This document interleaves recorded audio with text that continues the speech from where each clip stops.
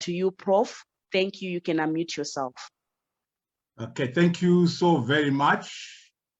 I want to start by thanking the Zimbabwe Council of Churches for this opportunity to share with all of you.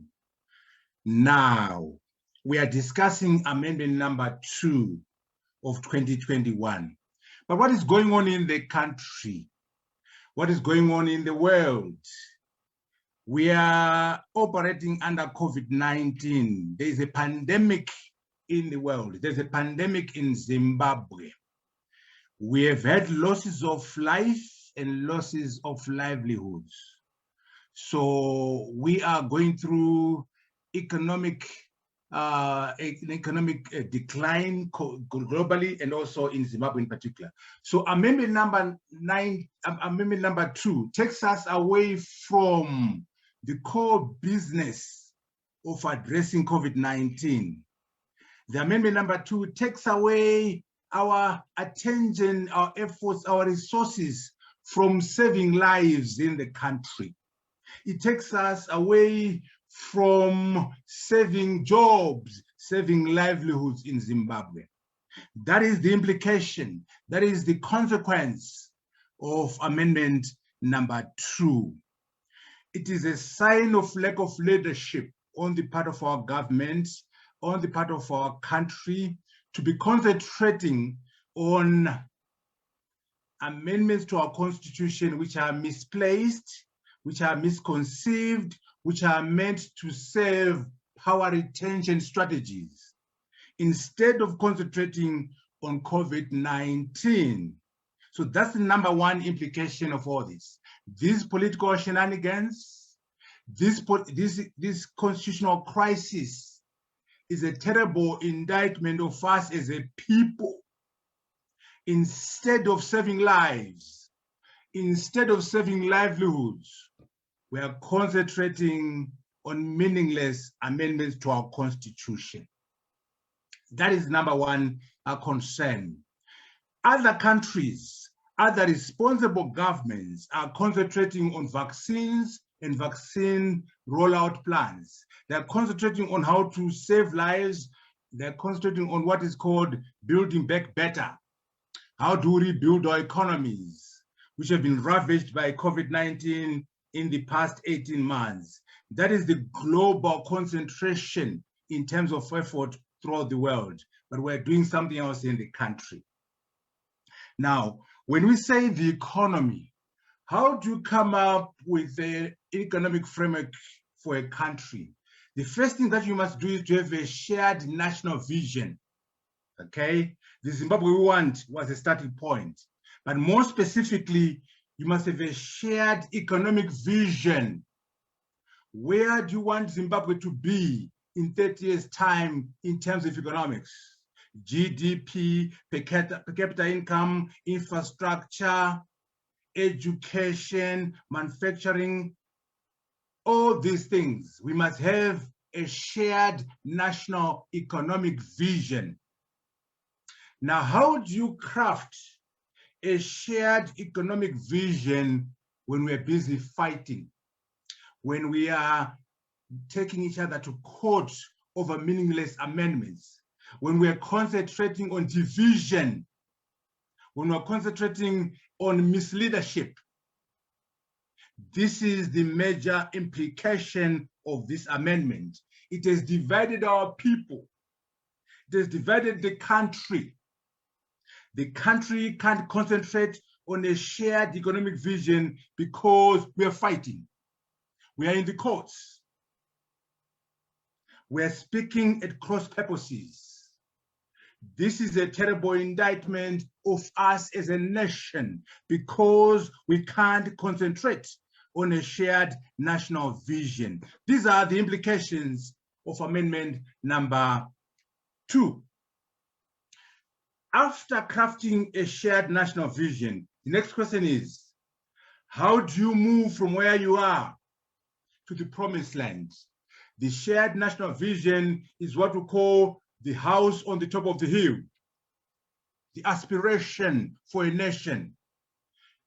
Then you ask yourself, where I am right now, where I am at the bottom of the valley, how do I move from the valley to the top of the mountain? That's what we call economic strategy, the game plan.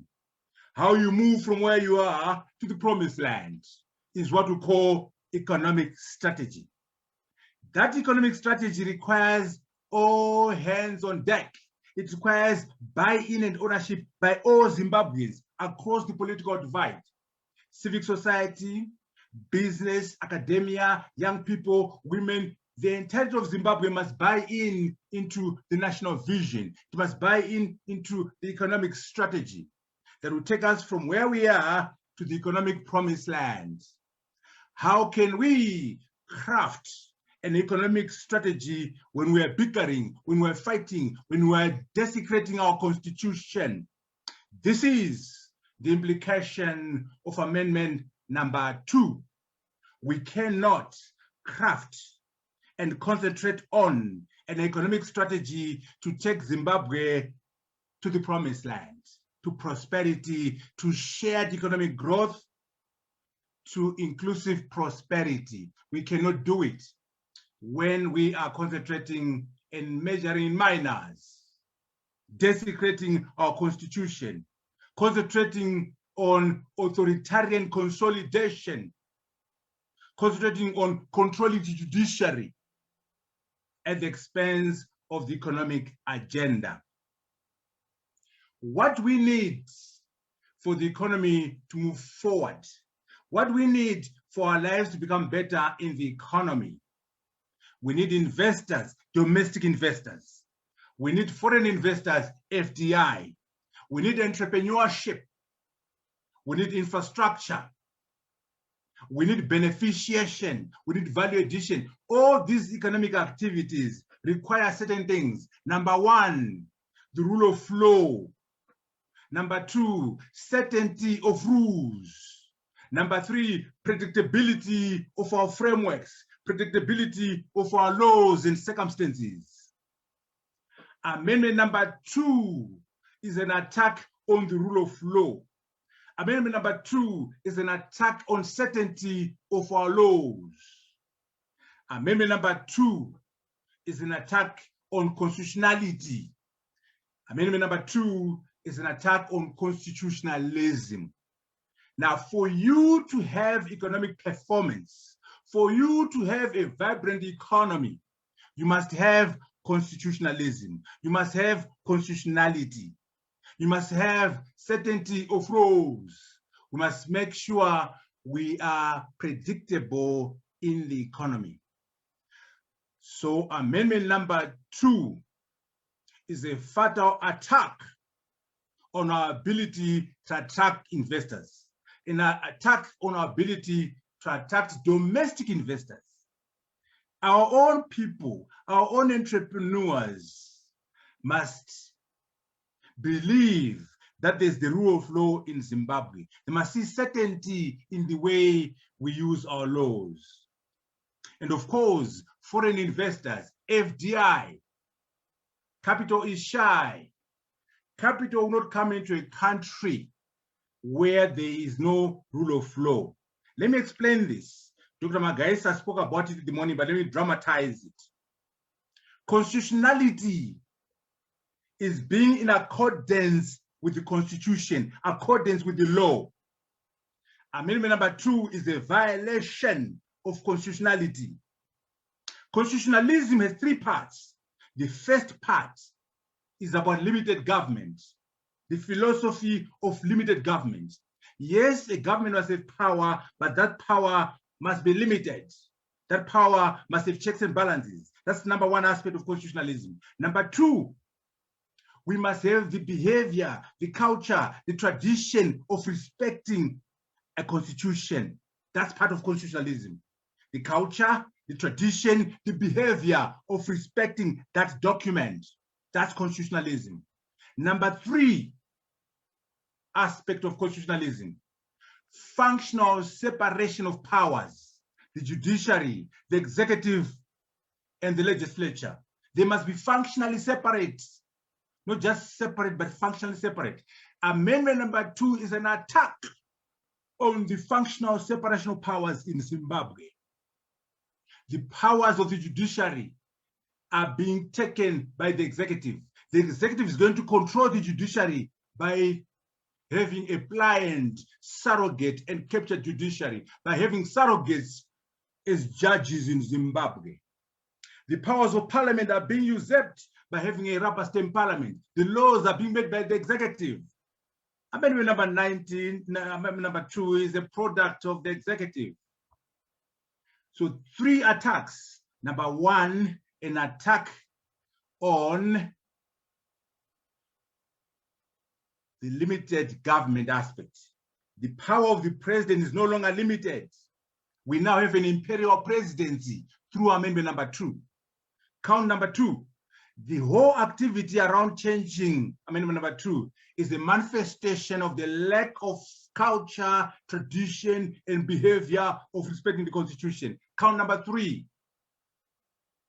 Amendment number 2 is an attack on the separation of powers. Now, all those 3 are not good for the economy. All those things undermine economic activity. We cannot attract investors if we have no constitutionalism. We cannot attract investors if we have an imperial presidency. We cannot attract investors if there's no functional separation of powers. But more importantly, we cannot attract investors if there's no constitutionality in the country. Remember, amendment number 2 is a violation of both constitutionality and constitutionalism. That is not good for business. That is not good for the economy. We must remember that. Also, values. What kind of values are we manifesting around amendment number 2? If you look at the language of the Minister of Justice, if you look at the behavior of the President, the behavior of the Chief Justice, there are no values there. We need norms and values which are supportive of economic activity and economic performance. Unfortunately, values cannot be legislated. Values are developed over time. Values are a product of civic education. Values are a product of exemplary leadership, which is missing in the country. This is the challenge we have in the economy. And of course, civilian implications, the people, where are the people in all this? Let's look at some of these changes. Around the judges, there will be no more interviews of the judges. The interviews are a chance for civilians, for ordinary people to see their future judges. And also there was a provision for the public to nominate a CJ, a Chief Justice, which was taken out in amendment number 1. The public is being undermined. The public has no role anymore. The civilians have been disempowered by both amendment number 1 and amendment number 2. You won't be able to see your judges being selected. You won't be able to propose and nominate a judge as Chief Justice. So the civilians, the ordinary people, have been disempowered. Running mate, what is the value? The value of the running mate clause is to make sure that there's clarity around succession. When the president dies, we know who is going to take over. And we as the electorate, we have an opportunity to choose that successor. So you have the president and 2 running mates. They present themselves in an election, which means the people, the civilians, have an opportunity to say, I want that guy, that woman to be my successor if the president dies. So the people of Zimbabwe are involved in choosing the successor. That is the efficacy, that is the value of the running mate clause. Again, power is being taken away from the people. The people are being disempowered by removing the running mate clause. Now, let me explain this very carefully and clearly. This was the motivation behind the running mate clause. But let us be very clear in terms of who was opposed to it and who supported it. Komichi was not correct in his presentation this morning. The MDCT under Tsvangirai, some of them supported the running mate clause, but their president did not. I was there, I was one of the three principals. President Mugabe, Prime Minister Tsvangirai, and yours truly were the ones at the end of the process. President Mugabe was opposed to the running mate clause. Prime Minister Tsvangirai was opposed to the running mate clause. Komichi did not tell us that. Maybe he was too junior. He didn't know that. It took only people like me to know that. Now, why was Mugabe opposed? He didn't want Mujuru, Joyce, as his running mate. Mujuru was a place filler. Mugabe had no respect for Maya Mujuru. She was just being used by Mugabe. Morgan Tsvangirai did not want Kupe to replace him. He was just using Kupe as a place filler. So yes, there were people in ZANU-PF who wanted the running mate clause because they wanted to be nominated as running mates.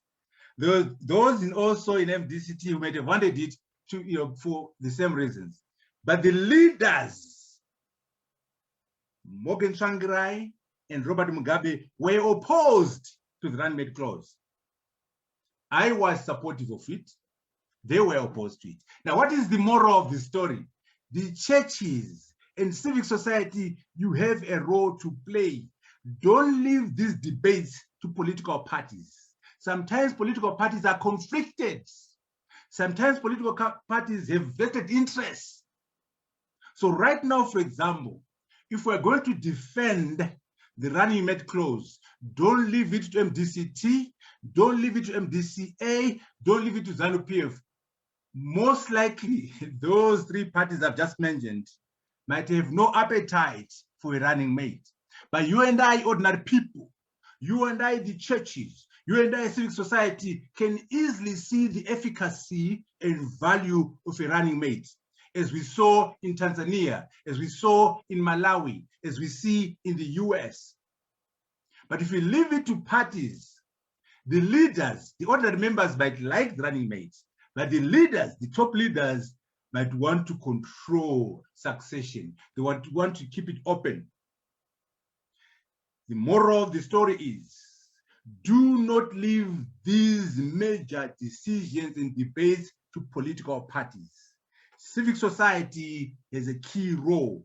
The churches have a key role. Ordinary people have a key role to defend the Constitution in many respects.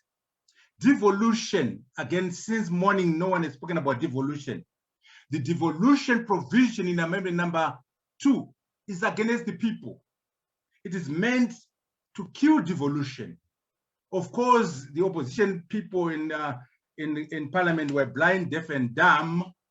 They didn't realize that. They thought it was promoting devolution. ZANU-PF has had 8 years to implement devolution. They've done nothing. So what makes you think that they will turn around and then put in provisions to promote devolution now? Why? You've had 8 years to implement all the provisions from chapter 14. You've not done it. Now you come up with a nice clause to promote devolution. We are not foolish. We're not naive. The changes in amendment number 2 around devolution are meant to undermine devolution in general, and secondly, to undermine the opposition, in particular in the metropolitan councils, which are controlled by the opposition, Mutari, Bulawayo, and Harare. The motivation is to undermine those councils because ZANU-PF have no presence in those places. So they're trying to come in through the back door. They're trying to undermine the strength of the opposition in those councils. But in principle, the ZANU-PF does not like devolution. Even if Zimbabwe was a one-party state, there'll be no devolution because they do not like that as a value, as a concept. So devolution is against the civilians, the people of Zimbabwe. Devolution, the devolution proposals in amendment number 2 are meant to undermine the people, undermine civilian power, take power from the local to the center. there's a problem there. Okay, so we must understand the implications to society, to the economy, and the problems that come with it. What do we need to do? We need to make sure that we understand that constitutional changes are not bad in general. In fact, the tragedy right now is that given what has happened with amendment number 1 and 2, people now think that amendments are a bad idea in general. Not necessarily. We might find an area where we say our constitution is great, but there's a missing dimension here, and we can have good reasons for changing the constitution. So right now, the environment is so poisoned in the country to the extent that people might think that actually never change the constitution or hardly change it. No. For example, I'll give you examples. If you want, for example, to have the diaspora vote, the diaspora must vote. There should be no taxation without representation. Our diaspora is supporting our economy through remittances. They must be given the vote. To make sure their vote is guaranteed, we might have to put it in the constitution. Change the constitution to make sure the vote for the diaspora by the diaspora is guaranteed. If we want, for example, 100% PR, because ideally we want 100% PR for everything, PR in Parliament, PR in Senate, everything PR, not this limited PR, 100% PR. To do that 100% PR, we might have to change some sections in our constitution. To guarantee 50-50, 50% women, 50% men. To guarantee that, we might have to change our constitution. All these are good things, good reasons to change our constitution, not these devious reasons. And by the way, the idea about women quota, youth quota, ministers 5 to 7, that's what's called a poison chalice. These guys are trying to be clever and half. What they want is to scrap the running mates. What they want to do is scrap the appointment mechanism for judges, and then to cheat you, they give you a little, some few sweets in there. Women quota, youth quota, changing the ministers from 5 to 7. But the whole thing is poisoned. It must be rejected lock, stock, and barrel. Why? Because it's an omnibus act. It's an omnibus change. If they were sincere, they'll do one at a time. You give us the women quota, give us the youth quota, and the change in the ministers on its own. We approve that. You give us running mate, we reject that. You give us the change in the judges, we reject that. But they're trying to be clever and half. They think we're blind, deaf, and dumb. They put the evil stuff around a few goodies in the middle. And some foolish opposition members vote for that. That should have been rejected in total, because there is no rush for the youth quota. There's no rush for the women quota. The elections are in 2023. So we could have gone back and put those if we wanted them. So there's nothing good at all in that amendment number 2. It should have been rejected lock, stock, and barrel. Whatever is positive must have been introduced on its own, not with running mate clause changes, not with the judges changes should have been done. That's what's called a poisoned chalice. We don't want a poisoned chalice. The church way forward, the church must speak eloquently against amendment number 1 and 2. You are the leaders of society. Leadership by moral authority. Speak out, stand up and be counted. Don't wait to be invited to the conversation. Take a position against amendment number 1. Take a position against amendment number 2. The people of Zimbabwe must support the legal challenge against amendment number 1 and 2. It's already in the courts right now. We must all support these lawyers. We must all put our shoulders to the plow and support action against amendment number 1 and 2. The government of Zimbabwe, Emerson Mnangagwa and his colleagues, here's my advice to them. Show some leadership, back down, stop digging, withdraw your appeal in the Supreme Court against the High Court judgment. Now that amendment number 1 and 2 has been challenged, don't contest. Let it go. Let it go. Don't force this matter on the people of Zimbabwe. Show leadership. Concentrate on the economy. Concentrate on COVID-19. That's where our efforts should be. Show leadership and respect the people of Zimbabwe. Amendment number 1 and amendment number 2 are a direct violation of our constitution. They're illegal, they're unconstitutional. They're a manifestation of what we call an attempt to create rule by law. You know, we want the rule of law, not rule by law, or rather misrule by law. What you are doing with amendment number 1 and 2 is what we call misrule by law. So let us have some leadership from Emmerson Mnangagwa by, number 1, withdrawing that challenge in the High Court. Number 2, not fighting against those who are challenging 1 and 2. Back down and respect the people of Zimbabwe. Now, if they don't back down, there must be political mobilization against those 2 acts. And also, it has been mentioned earlier on, let us make sure in future, no party gets 2/3 majority in parliament, no matter who you are, because we want checks and balances. Let people have majorities, but not super majorities like 2/3 majority. So we should make amendment number 1 and 2 election issues in 2023. And by the way, the regime is basically testing the waters. What they would want is to change the term limits for the president so that Emmerson Mnangagwa can have a 3rd term. They might also want to disqualify Nelson Chamisa by lifting the age requirement for the president. All these things are possible if they abuse their 2/3 majority. Civic society and the churches, please let us all work together to stop any further changes to our constitution. We must make sure never again do we allow a few people to destroy what was approved by 94.5% of the people on 16 and 17 March 2013.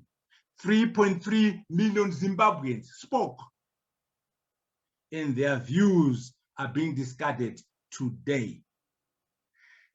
As I conclude, let me congratulate my brother Magaisa for the Constitutional Law Center. Very noble institution, very noble effort.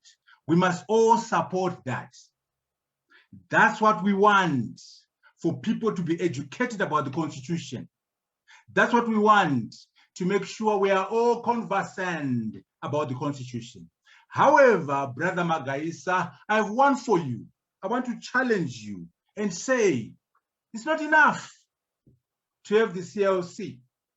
The CLC must be the beginning. What we want, what we must have, is what I call the Zimbabwe Civic Education Commission, a constitutional commission, a Chapter 12 institution. Chapter 12 institution. Chapter 12, that's why we have our independent commission. Zimbabwe Electoral Commission, Zimbabwe Human Rights Commission, Zimbabwe Gender Commission, Zimbabwe Media Commission, National Peace and Reconciliation Commission. Among those commissions, there must be another commission, which we call the Zimbabwe Civic Education Commission, a constitutional body, a constitutional institution, a formal institution to champion education around the Constitution, to champion education around governance, local governance, national governance. In America, they call it civics. Our people must get an education in civics, political processes. So the Constitution is the main thing, but not the only thing. We need civic education about governance, civic education about values. That cannot be left to a private institution or a civil society body like CLC. Great organization, but not enough. Why? It can easily be said, oh, it's politically biased towards A. Oh, it's a private institution. We want a constitutional body. A constitutional body, a Chapter 12 institution, the Zimbabwe Civic Education Commission. And I hope CLC can do a lot of work to prepare, motivate, and advance the changing of our constitution to add the Zimbabwe Civic Education Commission. In fact, a little story. This was my idea during the constitution-making process. You know, as the three principles, we had an opportunity to look at the constitution and put things in there. I suggested this one, and unfortunately, it fell through the cracks. But now, given what has happened and the work of our colleagues, Alex Magaisa and his colleagues, you can see that there's need for a national commission whose obligation is education around the constitution, education about civics. So let us take this forward. Civic society, the churches, don't shy away from constitutional changes because they've been abused. You can change the constitution for the better and change it the correct way. You change it either by 2/3 majority or through a referendum. One, you have the right motivation. Two, the right processes. I think we must toy around with the idea of introducing in this constitution the Zimbabwe Civic Education Commission. We might also think about the 50-50 provision so that we have 50% for women, for men in the constitution. We might also think about overhauling our electoral system and say 100% PR. All these grand ideas might require a constitutional change. Some of them might require just an act of parliament, but it's up to the lawyers to tell us which way forward. But I've done my investigation. Some of these activities will require constitutional changes. So let's not shy away from that. And so I would want us to have more of a discussion. So I will limit my remarks and emphasize that in summary, what has happened around Constitution Amendment number 2 is detrimental to the economy of Zimbabwe. It is detrimental to the quality of life of our people. It is an attack on the civil liberties of our people.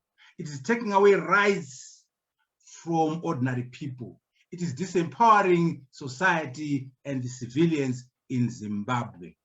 And also, by the way, we are dealing with a government which is the product of a coup d'etat from 2017, a government which is the product of a challenged election outcome in 2018. So the bedrock, the foundation of this government is the military, the army, and not the people of Zimbabwe. So there's a problem of context here. So when we see rights being taken away from ordinary people by a military government, it's a terrible indictment to all of us. We have to work together to make sure we save our constitution, we save our people, and more importantly, we concentrate on rebuilding our economy. We concentrate on creating a shared national economic vision. We concentrate on creating a national economic strategy.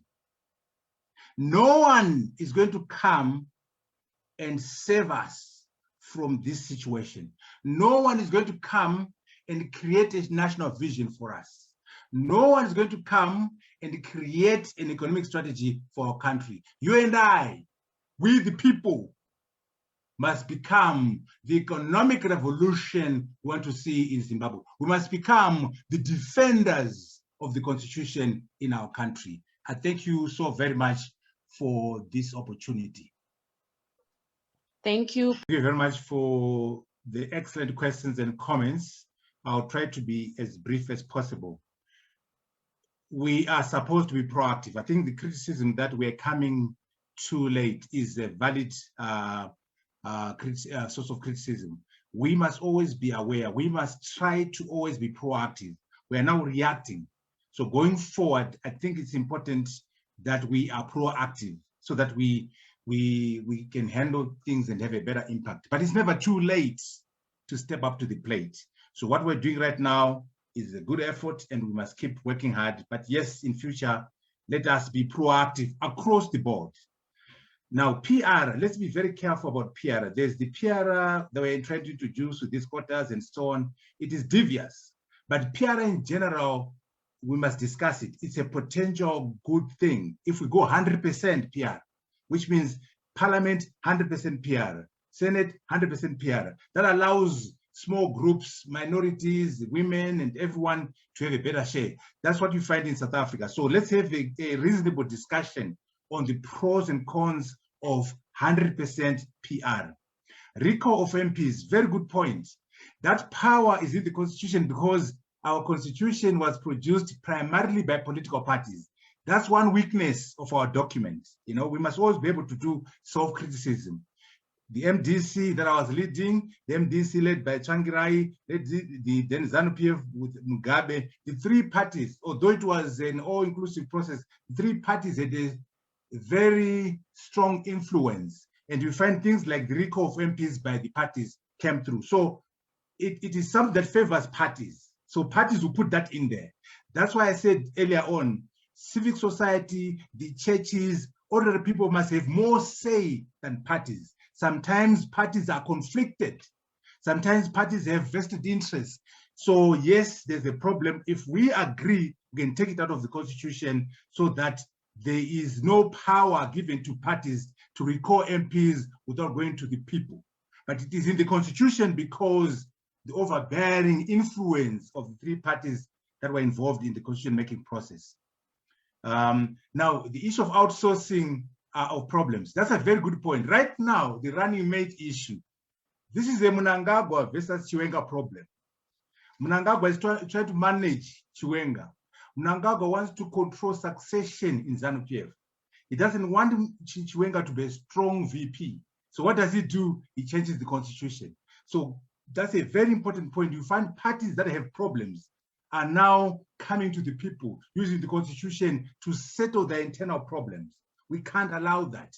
The Constitution is too important to be used as a tool to manage internal problems, to manage succession, to manage factions using our Constitution.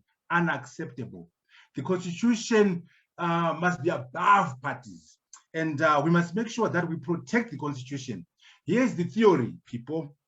Never trust the governors. Never trust the rulers. Never trust the political parties. The Constitution is your defense as a people against the rulers, against the governors. In other words, the Constitution is the mechanism to put checks and balances against the governors. Never, ever trust the governors. Trust the Constitution. Trust constitutionalism. Not individuals, not parties, not governors. Never trust the governors. That is the philosophy behind making a constitution. Quality of candidates, very important. Let us make sure that in our different political parties, we have a mechanism to improve the quality of our candidates for council, quality of candidates for parliament, quality of candidates for president, so that we can have enlightened leadership in the executive, enlightened leadership in parliament, and also the judiciary. So the quality does matter. Now, education of the MPs. Once you set up the Zimbabwe Civic Education Commission, it will start by educating the leaders, educating the parliamentarians about the Constitution, about civics, and so on, and the people at large. Everybody needs education, in particular those in charge of parliament, those in charge of the executive, those in charge of the judiciary.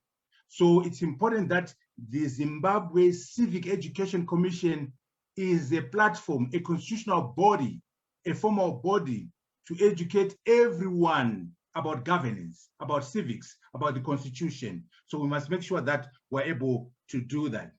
Consequences. creating consequences for bad behavior. That's why we need to make sure that our constitution protects us from abuse from politicians, so that the consequences for bad behavior are ingrained in the constitution and we are able to solve that. Now, in summarizing my thinking, let's understand this very clearly. Everything is about the economy. Democracy is about the economy.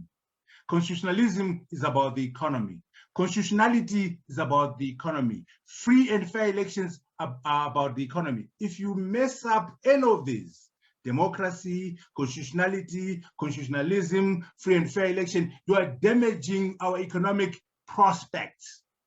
Amendment number 2 is an attack on brand Zimbabwe. What are we known for? We are known for violating our constitution. What are we known for? We are known for having lack of constitutional behavior. We are known for violation of the factional separation of powers. Once the brand of the country is damaged, you can't attract investors. You can't attract tourists. You can't attract anything into the country. In fact, you give those who have a beef with the country a rationale to keep their measures against the country. Let me make it very clear. We are opposed to sanctions against Zimbabwe. We want them to be lifted. But what ZANU-PF has done through amendment number 2 is to give those who have sanctions against Zimbabwe the rationale, the reasons to keep the sanctions in place. Count number 1. Count number 2. Amendment number 2 and 1 are a type of internally imposed sanctions, self-inflicted sanctions. So when we say sanctions, we as Zimbabweans, the government of Zimbabwe, are the biggest imposers of sanctions on Zimbabwe. We as the government of Zimbabwe are creating the rationale, the reasons why sanctions must be maintained against the country. Shame on us. We are playing hostage to fortune. We are damaging our economic fortunes. We're damaging our ability to attract investors into the country by pursuing these misguided amendments. You know, let's have no confusion about the efficacy and value of amendment number 2. There's no value there at all. The rushing of the amendment betrays the motive. Why would you rush on the quota for women? Why would you rush on the quota for the youth? Why would you rush on the change from 5 to 7 for ministers? You only rush because Malaba was retiring on the 15th of May. So the whole basis, the whole motivation behind amendment number 2 was power retention, creating a blind judiciary, create a compromised judiciary, which you then sit and decide over a rigged election in 2023. This regime is anticipating a contested outcome of the election in 2023, and they want a vulnerable judiciary, a blind judiciary, a captured judiciary to preside over the debate about the validity of the election in 2023. Forget the youth quota, forget the women quota. That was never the motivation. They try to just dupe you and I. They're trying to just fool us. But we are not that blind, deaf, and dumb. We're clear that the motivation was about consolidation of power, power retention. And also, a very good point from Anamatai, cost-benefit analysis. Why don't you do a cost-benefit analysis? What is it that you benefit from amendment number 2, and what do you lose? What we lose is far much more than what we get. So reject it, lock, stock, and barrel. A cost-benefit analysis would have shown us that there's nothing good for Zimbabwe in amendment number 2 and in amendment number 1. This is what we need to do to make sure it's tokenism has been explained already. We must make sure we don't go down that route. So in conclusion, let me say to the people of Zimbabwe, we must be masters of our own destiny. We must be in charge of our own country. We must step up to the plate and be counted. We must become the change we seek to see in Zimbabwe. We must become the defenders of the constitution we seek to see in Zimbabwe. No one else will come to Zimbabwe to defend our constitution. No one else who come into our country to create an environment that will allow us to prosper economically. We, the people, are going to be the creators of a shared national economic vision. We, the people, are going to be the creators of a national economic strategy in Zimbabwe. We, the people, are going to be the defenders and protectors of our constitution. I thank you so very much. Yes. Hello, so just a quick remark, sorry to disrupt your program. Yes, I just want to emphasize the issue of sacrifice. You know, it has been raised, the issue of sacrifice. We go to Patrick Henry. Give me freedom or give me death. The price of freedom is death. Freedom is not free. So if young people want change in Zimbabwe, if you and I want change in Zimbabwe, we must be prepared to sacrifice. The price of freedom is death. Freedom is not free.